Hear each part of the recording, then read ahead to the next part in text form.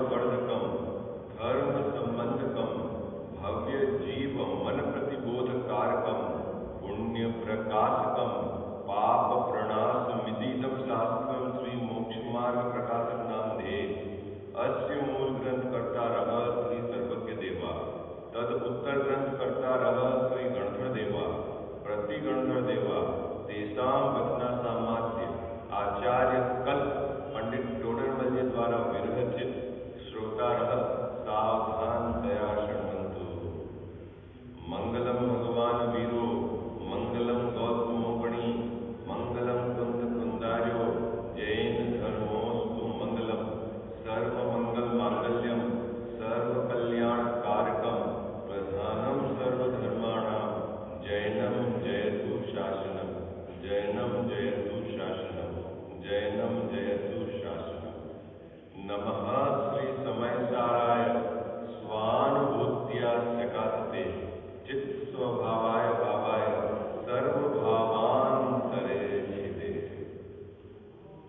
सो निज भाव सदा सुखद अपनो करो प्रकाश जो बहुविधि भव दुख न के करिए सत्तानाथ करिए सत्तानाथ सर्वज्ञ शासन जयवंत वर्ते निर्ग्रंथ शासन जयवंत वर्ते हे यही भाव अविच्छिन्न रहता है मन में सर्वज्ञ शासन जयवंत वर्ते निर्ग्रंथ शासन जयवंत वर्ते। जय बोलो देव शास्त्र गुरु की जय। तीसरा अधिकार मोक्ष मार्ग प्रकाशक ग्रंथ विराजमान है। पर्याय की अपेक्षा से संसार के दुख का स्वरूप यहाँ टोडरमल जी साहब ने समझाया है। दूसरी अपेक्षा, पहली अपेक्षा है कर्मों की अपेक्षा से संसार का दुख और दूसरी अपेक्षा है पर्याय की अपेक्षा यहाँ पर संसार का दुख समझाया। इसमें किस तरह से विषय को उठाया है टोडरमल जी साहब ने। पर्याय में एक इंद्री, दो इंद्री, तीन इंद्री, चार इंद्री और पंचेंद्री असंगी, उनके दुख को संसार में किस प्रकार एक एक पर्याय में दुख है उसको बताया है। उसके पश्चात संगी पंचेंद्री में है ना देवगति, नरक गति, तिर्यंच गति और मनुष्य गति, उसके दुख है ना। इस प्रकार इस विषय को यहाँ पर उन्होंने लिया है। अपनी जो चर्चा चल रही है सबसे पहले कि एक इंद्रिय जीव है ना उसका दुख किस प्रकार है। एक बार उस पर्याय में जीव को रहने का काल कितना है और एकेंद्री कहाँ कहाँ पाए जाते हैं है ना, ये थोड़ा सा अपने को समझना है इस विषय में। एकेंद्री और ये प्रकरण प्रारंभ भी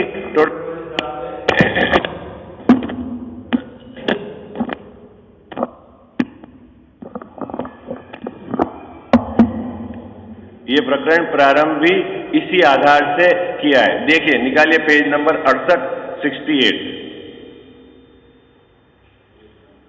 हाँ पढ़िए साहब, पहला पैराग्राफ पढ़ना है, वाचन करना है अपने को।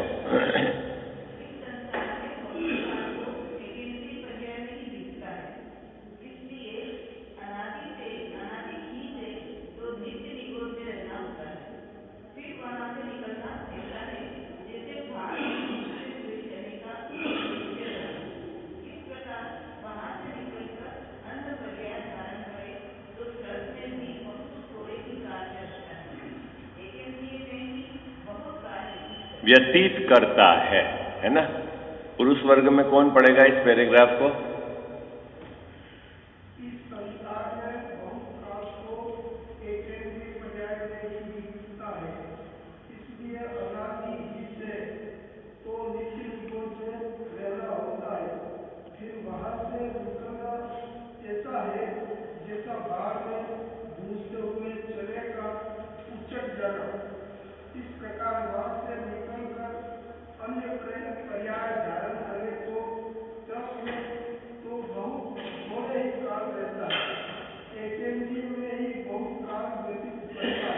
ठीक है साहब, क्या क्या कह रहे हैं टोडरमल जी साहब कि इस संसार में बहुत काल तो एकेंद्रीय पर्याय में ही बीतता है। किसका किसका बाबूजी? सभी जीवों की तरफ से बात है जो संसार में है ना। संसार में जितने भी जीव हैं उन सबकी तरफ से बात है कि सभी जीव निकलते नित्य निगोद से हैं। कहां से निकलते हैं? नित्य निगोद से निकलते हैं। और सभी जीवों का अधिकतर काल, अधिकतर समय, ज्यादातर समय, तो अभी ज्यादातर समय में कितना, अभी अपन समझ नहीं पाते किसको ज्यादा कहते है ना बाबू जी? ज्यादा किसको कहते हैं ये बात अभी इस जीव को समझ में नहीं आती, इसलिए मैं थोड़ा परसेंटेज, मैंने कल आपको बताया था कि 99% से भी ऊपर का समय किसमें बीतता है? किस एक इंद्री में बीतता है। किसका बीतता है? किसका बीतता है भैया? सभी संसारी जीव का। अभी मैं संसार में हूं ना, अभी मैं संगी पंचेंद्रिय हूं ना, मनुष्य पर्याय मिली है ना, लेकिन मैं अभी संसार में हूं ना। संसार से निकलने का अभी मैंने यदि उपाय नहीं किया है और मेरे संसार परिभ्रमण का काल के रेस्पेक्ट में चार्ट देखें, किसके रेस्पेक्ट में? समय, कितने समय में कहां रहा, यदि मैं अपने स्वयं की काल के रेस्पेक्ट में चार्ट देखूं तो जैन साहब मेरा अधिकतर समय कहां बीतता है? कहां बीतता है? कि एक इंद्रिय पर्याय में बीतता है ना। अभी बाबूजी एक इंद्रिय और निगोद, इसमें क्या अंतर है? क्योंकि निगोद देखो, बिना इंद्रिय के तो जीव संसार में रहता नहीं है ना। वो कौन है? सिद्ध भगवान। संसार की बात, संसार में तो जो जीव रहेगा तो उसके मिनिमम से मिनिमम कितनी इंद्री होगी बाबूजी? मिनिमम से मिनिमम एक इंद्री तो होगी ही होगी। और वो इंद्री भी कौन सी होगी? स्पर्शन इंद्री। बात पकड़ में आई आपको? जब भी एक इंद्री होगी तो कौन सी इंद्री होगी कजावत साहब? स्पर्शन होगी। ऐसा नहीं कि कर्ण होगी, ऐसा नहीं, क्रम है। फिर एक इंद्री होगी तो जैन साहब क्या होगा? स्पर्शन। दो इंद्री होगी तो स्पर्शन एंड रसना, इनका क्रम है। तीन इंद्री होगी तो स्पर्शन, रसना, घ्राण। चार इंद्री होगी तो स्पर्शन, रसना, घ्राण, चक्षु। और पांच इंद्री होगी तो स्पर्शन, रसना, घ्राण, चक्षु और कर्ण। और यदि सेनी हुआ तो मन, है ना। सरल है बात पकड़ में आई? क्या कहते हो साहब? तो यह जीव संसार परिभ्रमण में एक इंद्री पर्याय में, मतलब चाहे एक इंद्री में दो विभाजन हो गए, अपने को समझना है। एक तो है निगोद और एक है एक इंद्री। निगोदिया जीव भी एक इंद्री है, आई बात समझ में?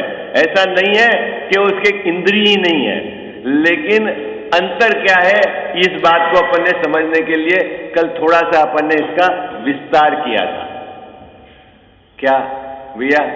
अभी पहली पंक्ति पढ़नी है अपने को। क्या पहली पंक्ति है? इस संसार में बहुत काल तो एक इंद्रिय पर्याय में ही बीतता है ना। किसका? सभी जीवों का। उसमें मैं भी आ गया। समस्त संसारी जीवों को अधिकतर समय के रेस्पेक्ट में यदि रहना पड़ता है तो किस पर्याय में रहना पड़ता है? एक। और वो समय का रेस्पेक्ट अपन ने कैलकुलेट करा था ना, कितना समय बाबूजी है? कितना समय है? कितना समय? 99% से भी अबव, अधिक। क्योंकि त्रस्त किसको बोलते पता है आपको? त्रस्त, दो इंद्री और उससे अधिक, वो कहलाता त्रस्त। और उसमें रहने का समय निर्धारित है। बाबूजी बात पकड़ में आ रही? त्रस्त पर्याय में रहने का समय जैन साहब निर्धारित है। निर्धारित है मतलब अधिक से अधिक यदि रहे तो कितना रह सकता है? 2000 सागर से थोड़ा सा अधिक। 2000 किस में बाबूजी? त्रस में। और बस बाकी समय कहां रहेगा? एक इंद्री। क्योंकि त्रस में तो 2 इंद्री और उससे ऊपर सब आ गए ना, है ना। अब एक इंद्री में जिन सब विभाजन है ना, एक तो है अनंत काल का और एक असंख्यात काल का, है ना। ऐसा भी विभाजन है ना। तो पहले तो अपने को समझना है कि एकेंद्री में क्या आता है। गजाब साहब, पहले तो अपने को ये समझना है एकेंद्री में क्या आता है। तो 5 प्रकार के एकेंद्री भैया है, जिसके अपन ने नाम कल लिखे थे। क्या है 5 प्रकार के एकेंद्री? पृथ्वी कायिक, जल कायिक, अग्नि कायिक, वायु कायिक और वनस्पति कायिक। ठीक है। अब इसमें बाबूजी ये जो है ना, पृथ्वी कायिक, जल कायिक, अग्नि कायिक और वायु कायिक, ये तो सब प्रत्येक शरीर वाले हैं, है ना। ये सब क्या है? इनको प्रत्येक इसलिए ज्यादा नहीं, प्रत्येक के रेस्पेक्ट में बात करते हैं क्योंकि यहां साधारण शरीर है ही नहीं, तो प्रत्येक ही है। इसके ऊपर तो सब इधर जाएंगे, 2 इंद्री 3 इंद्री सब में आ जाएगा प्रत्येक। एक वनस्पति ही एक ऐसा है, वनस्पति काय, इसमें 2 प्रकार का विभाजन है। कौन सा विभाजन है? साधारण और प्रत्येक। है तो एक इंद्री, क्या बात पकड़ में आया? है तो एक इंद्री, लेकिन उसमें क्या विभाजन है बाबूजी? साधारण और प्रत्येक। साधारण शरीर वाला और प्रत्येक शरीर वाला। अब साधारण शरीर वाला किसको कहते हैं? शरीर तो है एक और जीव रहते हैं उसके आश्रय से कितने? अनंत जीव रहते हैं। उनका श्वास लेना, उनका मरना, है ना, उनका सब उससे एक साथ। बाबूजी बात पकड़े में आई? एक साथ है। अपन क्यों कहते हैं कि भाई ये आलू में अनंत जीव है, उसका आप सेवन नहीं करो? कारण क्या है? मरना होता है तो सबका कैसा होता है बाबूजी? एक साथ। कितने जीव हैं? अनंत। कितने भाग में आलू के? किस भाग में? इसमें एक व्यवस्था है, व्यवस्था इसके अंदर। जैसे अपन है कि नहीं, विश्व में भारत देश है, भारत देश के अंदर राजस्थान प्रांत है, राजस्थान प्रांत के अंदर उदयपुर जिला है, उदयपुर जिले के अंदर उदयपुर शहर है, उदयपुर शहर के अंदर सेक्टर 11 है और सेक्टर 11 के अंदर फिर आलोक स्कूल के पास। ऐसा है ना व्यवस्था।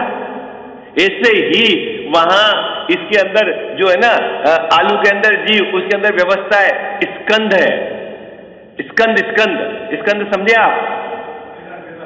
हाँ, वो एक सुई की नोक यदि आप चुबा के निकाले आलू में से, तो उसके जो नोक पर आने वाले जो है वो कितने हैं? अनंत स्कंद है। ठीक है। और एक एक स्कंद के अंदर असंख्यात अंडर, अंडर मतलब अंदर, फिर अंडर के नीचे आवास, आवास के नीचे पुलवी, शायद पुलवी पहले आवास देखना, है ना। स्कंद, अंडर, आवास, पुलवी और फिर शरीर। कौन सा शरीर? जो साधारण शरीर, वो भी कितने? अनंत। और एक एक शरीर के आश्रय से अनंत जीव रहते हैं।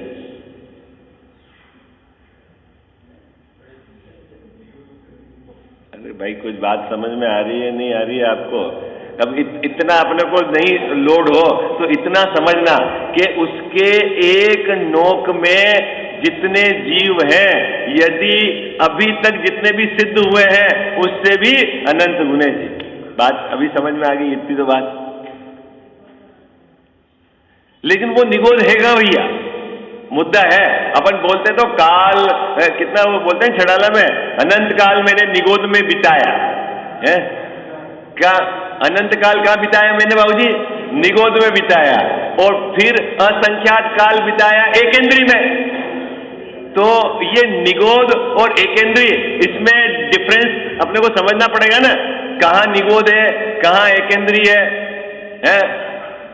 अरे कुछ बात समझ में आ रही नहीं आ रही है? कठिन तो नहीं हो गई?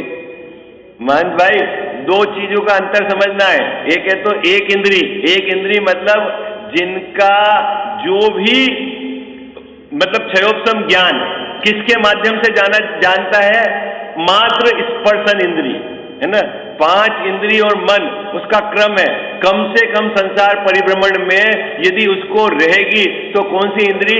स्पर्शन इंद्री तो रहेगी ही रहेगी। इसलिए इसको बोलते हैं अखंड इंद्री। दो तरीके से इसकी अपेक्षा है। अखंड मतलब कभी भी जीव बिना स्पर्शन इंद्री के तो रहा ही नहीं, एक। और अभी जो 5 इंद्रियां है ना, यहां पर भी स्पर्शन इंद्री है। जैसे रसना है ना, यहां पे भी स्पर्शन इंद्री है ना, अखंड इंद्रिय, अखंड। इसको दो अपेक्षा से अखंड। समझ में आया नहीं आया?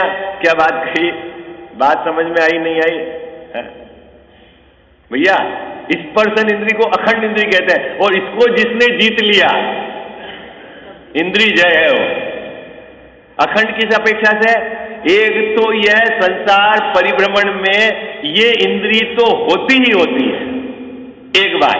और अभी जैसे 5 इंद्री है ना, तो स्पर्शन, रसना, घ्राण सब जगह स्पर्शन इंद्री है। आप जब यहाँ है ना कोई चीज स्वाद लेते हैं तो स्वाद का भी पता चलता है और ठंडे गर्म का भी पता चलता है कि नहीं पता?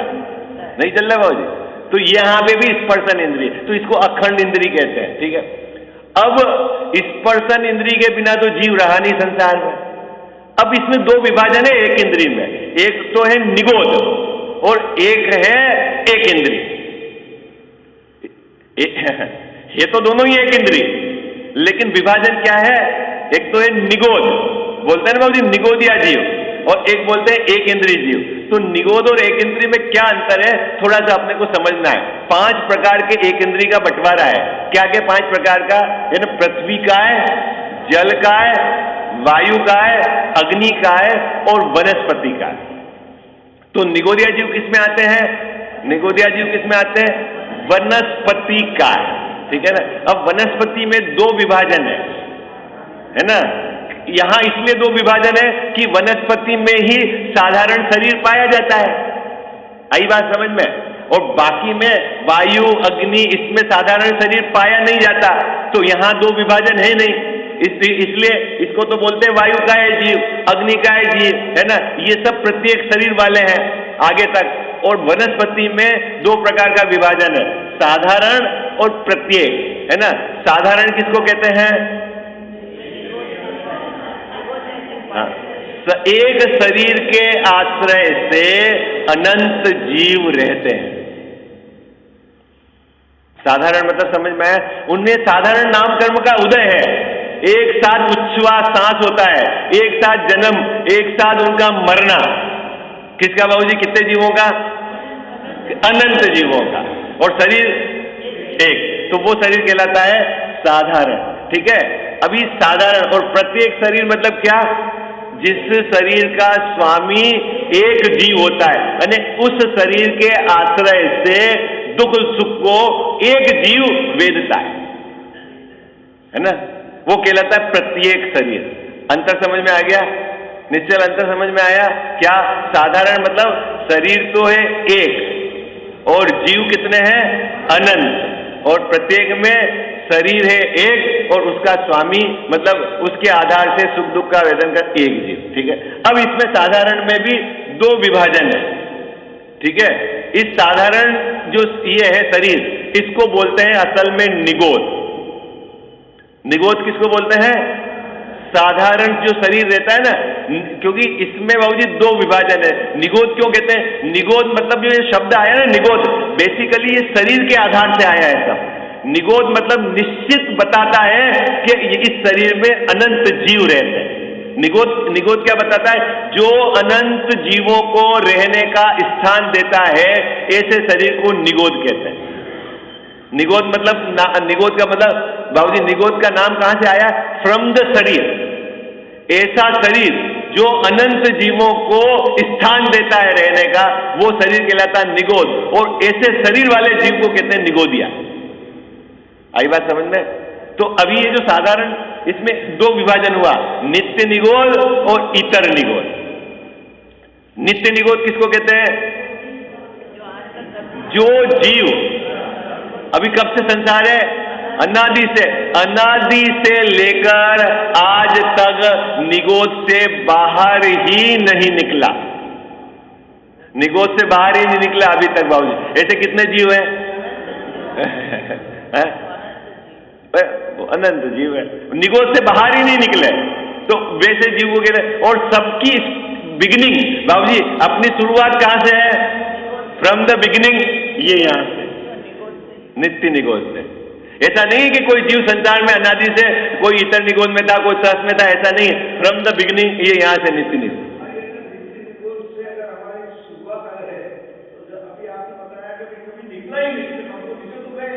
अरे जब निकले उसके पहले कहां थे? निकलना मतलब फ्रॉम द बिगिनिंग, है ना। आप नहीं बोलते हो मेरा ओरिजिन गांव कहां का है, कहां के निकलने वाले आप, कहां से आए आप? अरे बोलो कहां, टोकर से आए, कहां से आए आप? रे उदयपुर में रह रहे हो भले ही, लेकिन आप बोलते कहां से हो? हम टोकर से आए, नहीं बोलते। कहां के? सेमारी से आए। हाँ चलो वही सेमारी है। तो ये हमारा ओरिजिन है। आई बात समझ में है? यहां से निकला जीव। अभी सब निकलते हैं ऐसी बात नहीं है, मैं भाग्यशाली हूं। अभी सब निकलते हैं, जो नहीं निकलते हैं आज तक एक भी बार नहीं निकले, उन जीवों को कहते हैं नित्य निगोदिया। हाँ वो संख्या फिक्स है बाबूजी, इस यहां से निकलने की संख्या फिक्स है। 6 माह और 8 समय में 608 जीव को ही चांस मिलता है। हाँ अभी इसको कहते हैं नित्य निगोद। अब इतर निगोद किसको कहते हैं? कि नित्य निगोद से तो जीव निकला और उसने एकेंद्रीय और त्रस पर्याय को प्राप्त किया और पुनः निगोद में आ गया। पुनः निगोद में क्यों आ जाता है बाबूजी? क्यों पुनः निगोद में आ जाता है? क्योंकि समय सीमा तय है। क्या आपको त्रस पर्याय मिलती है तो आपका एक कॉन्ट्रैक्ट हो जाता है कि यदि 2000 सागर के अंदर, ये भी मैक्सिमम की बात है, गारंटी नहीं है कि सबको यही मिले। आई बात है। इस समय में यदि आपने आत्म कल्याण करके सिद्ध दशा प्राप्त कर ली तो बहुत सुंदर है, और नहीं करी तो वापस आपको यहाँ। तो जब वापस घूम के निगोद में आता है तो उसको कहते हैं इतर निगोद। नित्य निगोद में रहने का काल अनंत काल रह सकता है, इतर निगोद में रहने का काल 2.5 पुद्गल परावर्तन है। यही है ना, 2.5 पुद्गल परावर्तन। आई बात समझ में? यहां और उससे निकल के फिर एकेंद्रीय होके वापस आ जाए वो चलेगा, लेकिन यहां जो रहने का काल है 2.5 पुद्गल। तो ये तो हो गया निगोद। अब इसके अंदर बादर और सूक्ष्म ऐसे भेद है, अभी अपन उसकी चर्चा नहीं करेंगे। अभी अपन आ जाओ प्रत्येक वनस्पति, उसमें अपन ने क्या बात करी हिम्मत भाई? एक शरीर का स्वामी एक नहीं। वो मेथी का पत्ता होता है, मेथी का पत्ता, तो वो क्या है? एक पत्ते का स्वामी एक शरीर, एक जीव है। और जो आल जो छोटी लेके देख के आते हैं ना, जिसमें रोए हैं, बिल्कुल नाखून चुबाओ तो चुभ जाता है, जिसके टुकड़े करो तो बराबर टुकड़े हो जाते हैं, ये सब साधारण शरीर है। आई बात समझ में है? वो हाँ नहीं साधारण निगोदिया जीव है वहां। अब उसमें इसलिए 2 विभाजन किए जैन साहब यहां पर, प्रत्येक में एक सप्रतिष्ठित और अप्रतिष्ठित। सप्रतिष्ठित और अप्रतिष्ठित, ये थोड़ा सा कल शंका हुई थी किसी को कि साहब जब सप्रतिष्ठित है तो फिर इसको साधारण में गिनना। देखो इसमें ऐसा है बाबूजी, वनस्पति काय में, कि शरीर, प्रत्येक शरीर का स्वामी कौन? एक जीव। लेकिन उस शरीर के आश्रय से यदि साधारण शरीर रहता है तो वो कहलाती सप्रतिष्ठित प्रत्येक वनस्पति। बात पकड़ में आई आपको? कुछ बात पकड़ में आई? शरीर तो है प्रत्येक शरीर, मतलब उसका स्वामी एक, और फिर उस शरीर के आश्रय से साधारण शरीर रहता है। निगोदिया जीव उस शरीर के आश्रय से रहते हैं। स्वामी तो है एक और उसके आश्रय से निगोदिया जीव रहते हैं, तो वो कहलाती सप्रतिष्ठित वनस्पति। आई बात समझ में? और अप्रतिष्ठित के स्वामी एक है और उसमें फिर निगोदिया जीव नहीं रहते हैं, वो कहलाती है अप्रतिष्ठित प्रत्येक वनस्पति। ठीक है? हाँ वो मैं अभी वो सूक्ष्म आधार का भेद नहीं करना चाहता, वो फिर लंबा विषय हो जाएगा, है ना। सूक्ष्म आधार, इसमें साधारण जो है शरीर वो तो सूक्ष्म शरीर रहता है, और प्रत्येक में वो आपका बादर शरीर रहता है, फिर उसके अंदर साधारण का भेद है, वो अभी नहीं। इतनी बात समझ में आ गई आपको? हाँ जी। प्रतिष्ठित और अप्रतिष्ठित में समझ में आ गई बात? प्रतिष्ठित और अप्रतिष्ठित किसको कहते हैं? है तो प्रत्येक शरीर, लेकिन उसके आश्रय से साधारण शरीर रहता है, ठीक है, वो तो समझना कि वो सप्रतिष्ठित प्रत्येक वनस्पति है। आई बात समझ में आपको? अब हाँ, कुछ समय बाद अप्रतिष्ठित हो जाए तो ठीक, फिर तो अप्रतिष्ठित है। अभी छोटी लौकी है आपकी, फिर एक समय तक हो जाती है बड़ी, अब उसका विकास नहीं होगा तो वो फिर अप्रतिष्ठित प्रत्येक वनस्पति रह गई। वो आप तुरई लाते हो, तुरई तो जो लंबी होके इस नीले नीले लाइन आ जाती है वो प्रत्येक वनस्पति में आ गई। ककड़ी लेने जाते हो अपन बाबूजी, सब सिलेक्शन अपना क्या, कैसा सिलेक्शन अपना, अपन सिलेक्शन क्या करते हैं, अच्छी सब्जी मतलब किसको मानते हैं? अरे बोलो भाई, है?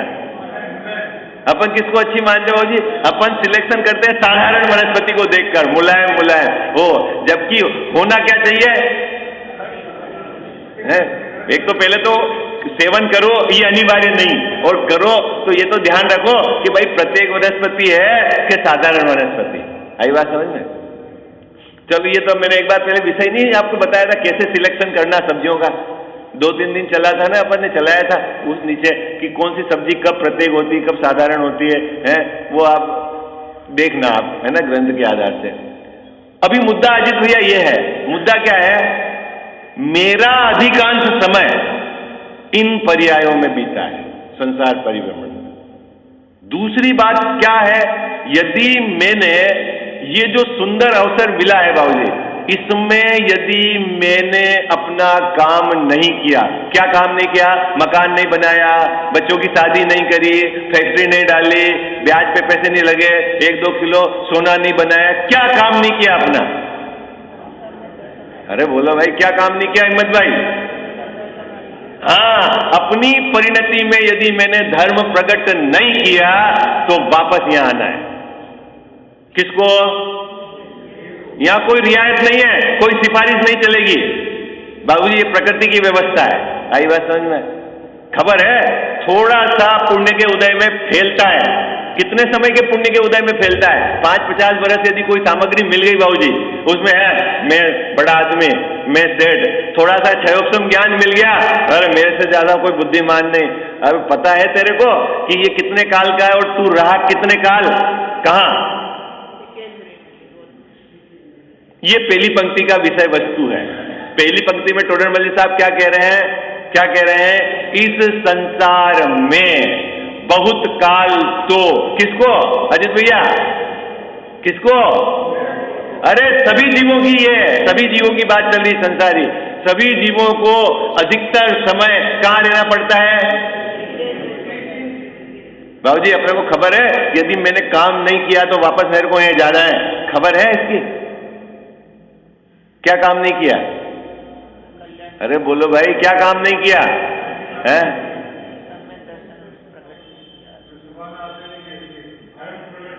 हाँ, उसका डर है अपने को, है? हाँ, सुबट हो गए, गजाव साहब बोलते हैं सुबट हो गए। काई का डर? संसार के डंडे खा खा के मजबूत हो गए बाबूजी, हैं? सब जगह घुमाए, अब अपने को काई का डर नहीं अजित भैया? एक बात और मैं बता देता हूं आपको हिम्मत भाई, क्या नरक में ज्यादा दुख है कि निगोद में ज्यादा दुख है? अरे भाई जल्दी बोलो।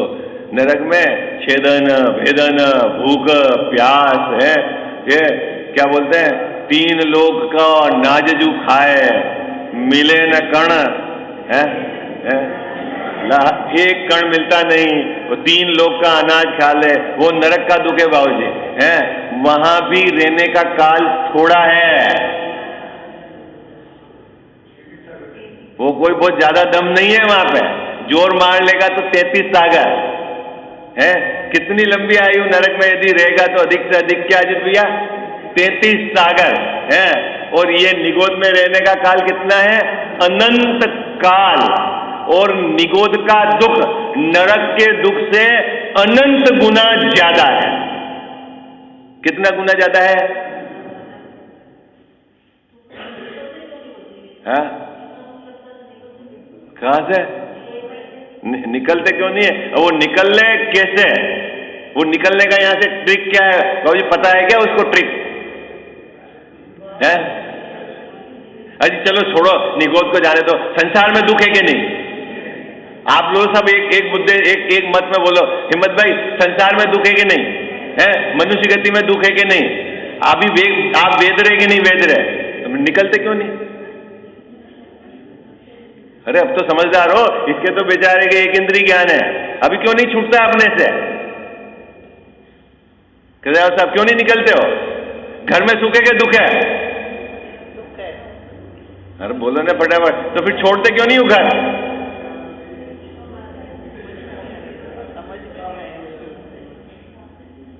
हाँ?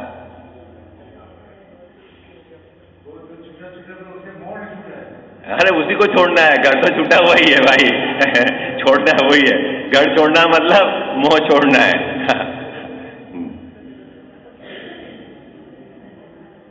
क्या बात हुई अभी हिम्मत भाई, क्या बात हुई? नरक में जो दुख, क्योंकि आपको ऐसा लगता है नरक में दुख क्योंकि उसकी व्याख्या है ना, और निगोद में तो बोला एक श्वास में 8-10 बार, तो उसको जन्म मरण का क्या दुख है उसकी कल्पना नहीं है, बस वो लाइन समाप्त हो गई। तो इसको ऐसा लगता है कि नरक में बहुत दुख है, बहुत दुख है, लेकिन नरक में जितना दुख है उससे अनंत गुना निगोद में दुख है। दूसरा, नरक में रहने का जो समय है उससे अनंत गुना, मतलब संख्या ये है, यहां निगोद में रहने का काल है। आई बात समझ में आपको? एक पुद्गल परावर्तन में, अभी आगे टोडरमल जी साहब समझाएंगे, असंख्यात सागर है, निकल जाएंगे। चलें आगे, हिम्मत भाई बढ़े आगे। अपने को डर लग रहा है कि नहीं डर लग रहा है? अगर मैंने इस भाव में अगर अपना आत्मकल्याण का काम नहीं किया तो कहां पहुंच जाऊंगा? बिल्डिंग नहीं बनी होगी तो कोई बात नहीं बाबूजी, घर का मकान नहीं बना होगा तो कोई बात नहीं, लेकिन यदि आत्मकल्याण नहीं करा, चाहे वो सेठ हो चाहे वो राजा हो, क्या है, समय सीमा पूरा होके वापस आ जाएगा। फिर बोलेंगे अपन 12 भाव में बोले इसमें क्या लाली, नहीं बोलते वहां क्या लाली, क्या होशियारी है? 2 मकान बनाए 4 मकान बनाए, उसमें क्या होशियारी है? कह जाओ साहब मर के तो एक इंद्रिय हो गया, उसमें क्या होशियारी है? नहीं बोलते आप 12 भावना में, तो अपने को समझाते भी नहीं समझाते हो आप कि इसमें क्या होशियारी है? अरे बोलो भाई, कुछ बात पकड़ में आ रही है नहीं आ रही है? काका जी बात पकड़ में आती कि नहीं आती है? एक समय इस मनुष्य पर्याय का गंवाने योग्य नहीं है। यदि जो समझदार जीव है जो, वो तो बिल्कुल इसमें दाव नहीं चुकेगा, और जिसको यूं लगता है वो समझ लेना क्या क्या जा रहा है बाबूजी है? कौवे को उड़ाने के लिए ये चिंतामणि रत्न फेंक रहा है? गुरुदेव सिंह की कल अपन ने चर्चा करी थी ना कि बिजली की टमकार है, अभी कौन सी चल रही बाबू जैन साहब अपने को? ये बिजली की चमक है अभी, कितने 5-50 बरस की। इस चमक में यदि हमने सुई पिलो ली, मतलब हमारी परिणति में धर्म प्रकट कर लिया, तो समझ लेना काम हो गया, नहीं तो पछता है बोले खाओ धक्के। ये बात है पहली पंक्ति में। देखो अजीत भैया पढ़ो भाई पहली पंक्ति क्या कहते हैं?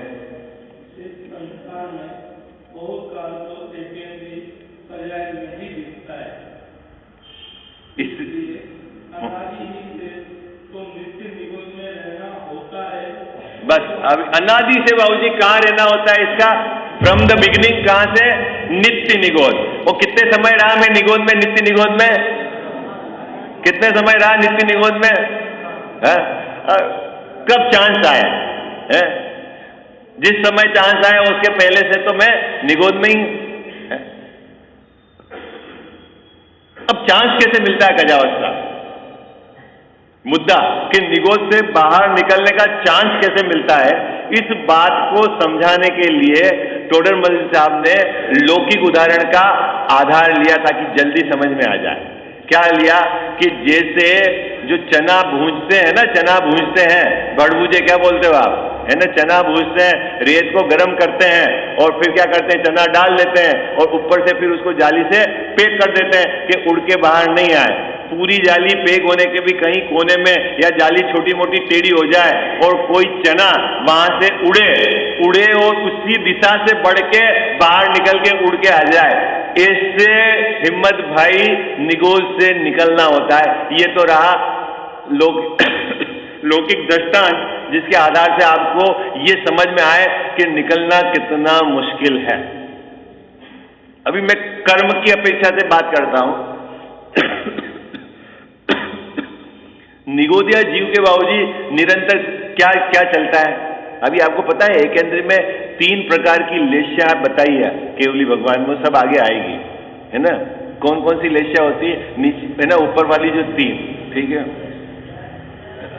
कृष्ण नील कापोर, है ना, 3 लेश्या होती है। अभी वो आपको थोड़ा सा आपको अभी समझ में ही नहीं आएगा कि ये जो पेड़ खड़ा है ना, पेड़, उसको बाबूजी अपने से ज्यादा कसाय है। आई बात समझ में? और उसका एक पत्ता तोड़ते हो ना तो उसको अंदर में बहुत पीड़ा होती है, अपने को दिखती नहीं है। दिखती क्यों नहीं है उसको भी यहां बताया है, दुख क्यों है ये भी बताया है, और कर कुछ नहीं सकता है ये भी बताया है। सब टोडरमल साहब ने यहां पे इस बात को समझाया कि क्या है व्यवस्था एकेंद्री की। चलने का जाओ साहब, अपन अब कल कर्म की अपेक्षा से समझेंगे कि कैसे ये जीव निगोज से बाहर निकलता है ना। उदाहरण तो यहां तो टोडरमल साहब ने उदाहरण दिया, वो उदाहरण पर्याप्त है समझने के लिए, लेकिन फिर भी आपको अगर एक एंगल बताना है तो मैं आपको बताऊंगा। वो बात पहले टोडरमल साहब ने आ गई, और यदि आप घर विचार करना चाहो तो कर सकते हो। एक समय में बांधे हुए कर्म अनेक समय में उदय में आते हैं, और अनेक समय के बंधे हुए कर्म एक समय में उदय में आते हैं।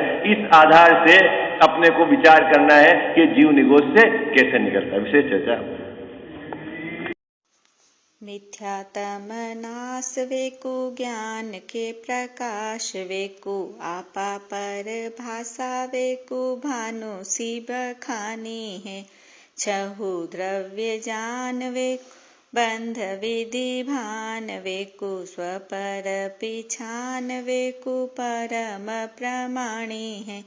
अनुभव बताय वेकु जीव के जताय वेकु काहू न सताय वेकु भव्य और आने हैं।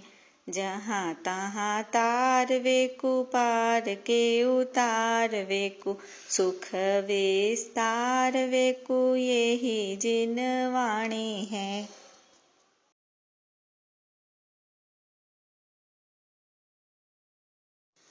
जावाणी के ज्ञान ते सूझे लोकालोक, सो वाणी मस्तक चढ़ो सदा देत हूँ धोख।